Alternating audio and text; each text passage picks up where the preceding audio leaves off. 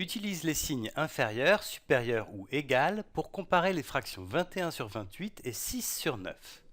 Alors comme ça à vue de nez, c'est pas facile de comparer ces deux fractions, 21 sur 28 et 6 sur 9, puisqu'elles n'ont aucun nombre en commun, ni le numérateur ni le dénominateur. Voilà, alors dans ce cas-là, ce qu'il faut faire en général, pour comparer des fractions, eh bien il faut les mettre au même dénominateur, c'est-à-dire transformer chacune des fractions en une fraction égale, de manière à avoir des fractions qui ont le même dénominateur. Alors pour faire ça, en général, on va chercher le plus petit commun multiple, le PPCM, des deux dénominateurs. Donc ici, il faudrait chercher le PPCM de 28 et de 9. Voilà. Alors j'imagine que tu es un peu comme moi. Chercher le PPCM de 28 et de 9, ça va faire des calculs un peu embêtants, un peu compliqués. Donc ce que je te propose, c'est de faire différemment. Et en fait, ce qu'on va faire, c'est d'abord essayer de simplifier nos deux fractions pour les écrire sous forme de fractions égales, mais qui vont faire intervenir des nombres plus simples. Et ça, vraiment, tu verras, quand tu as une fraction, c'est vraiment un très bon réflexe de toujours essayer de la simplifier au maximum. Alors, je vais commencer avec la première fraction, 21 sur 28. Et je vais essayer de simplifier cette fraction-là. Et pour ça, ce qu'il faut faire, c'est essayer de voir si le numérateur et le dénominateur peuvent être divisés tous les deux par un même nombre. Alors là, il faut connaître l'étape de multiplication. 21, 21, c'est 3 fois 7. Donc je peux l'écrire comme ça. Cette fraction-là, c'est au numérateur, je vais avoir 3 fois 7. Et puis au numérateur, j'ai 28. Et 28, c'est 4 fois 7. 4 fois 7. Ce qui veut dire que finalement, le numérateur et le dénominateur, ce sont tous les deux des multiples de 7, donc je peux tous les deux les diviser par 7. Alors c'est ce que je vais faire. Je vais diviser le numérateur par 7. Je vais diviser le numérateur par 7. Et je vais diviser aussi le dénominateur par 7. Voilà. Et comme je divise numérateur et dénominateur par le même nombre, eh bien je vais obtenir une fraction qui va être égale à ma fraction 21 sur 28. Alors, 3 fois 7 divisé par 7, c'est 21 divisé par 7, ça fait 3. J'obtiens ici au numérateur 3. Et puis au dénominateur, j'ai 4 fois 7, c'est-à-dire 28 divisé par 7, eh bien ça fait 4. Voilà. Alors, j'obtiens cette nouvelle fraction-là, 3 quarts, qui est égale à 21 sur 28. Et ce qu'il faut te demander, c'est si tu as terminé. Est-ce que tu peux simplifier encore cette fraction? C'est-à-dire, est-ce que 3 et 4 peuvent être divisés tous les deux par un même nombre? Est-ce qu'ils ont un diviseur commun? Alors 3 et 4 n'ont pas de diviseur commun, donc finalement tu ne peux pas simplifier plus cette fraction-là. Et cette fraction-là, finalement, c'est ce qu'on appelle une fraction irréductible. Irréductible puisque je ne peux pas la simplifier plus que ça. Donc ça y est, j'ai exprimé ma fraction 21 sur 28 sous une forme plus simple, la forme irréductible, et elle est égale à la fraction 3 quarts.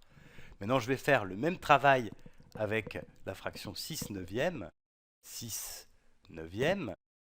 Et donc, je vais essayer de trouver un diviseur commun de 6 et de 9. Alors là, c'est un peu plus facile. 6, c'est 2 fois 3, et 9, c'est 3 fois 3. Donc ma fraction, en fait, c'est 2 fois 3 divisé par 3 fois 3. Donc 3, en fait, est un diviseur commun de mon numérateur et de mon dénominateur. Donc ce que je vais faire, c'est diviser le numérateur et le dénominateur par 3. Donc, je divise en haut par 3 et je divise en bas par 3. Comme ça, je vais obtenir une fraction égale à celle-ci, donc égale à 6 neuvième, mais qui sera un peu plus simple. Alors, je vais obtenir cette fraction-là. 2 fois 3 divisé par 3, c'est 6 divisé par 3, ça fait 2. Et puis au dénominateur, j'ai 3 fois 3, donc 9 divisé par 3, qui est égal à 3. Et là, comme tout à l'heure, il faut que je me demande si j'ai simplifié le plus possible ma fraction, c'est-à-dire si cette fraction-là est irréductible. Alors 2 et 3 n'ont pas de diviseur commun, donc cette fraction-là, 2 tiers, est bien une fraction irréductible. Voilà, donc là j'ai exprimé mes deux fractions 21 sur 28 et 6 sur 9 sous une forme irréductible. J'obtiens ces deux fractions-là, 3 quarts et 2 tiers, que maintenant il faut que je compare. Alors, là, c'est pareil que tout à l'heure, en fait, les deux fractions sont complètement différentes. Le numérateur n'est pas le même, le dénominateur n'est pas le même. Donc pour les comparer, il va falloir que je les mette au même dénominateur. Alors, il faut que je trouve le dénominateur commun. Et pour ça, il faut que je trouve le PPCM de 4 et de 3, c'est-à-dire de mes deux dénominateurs.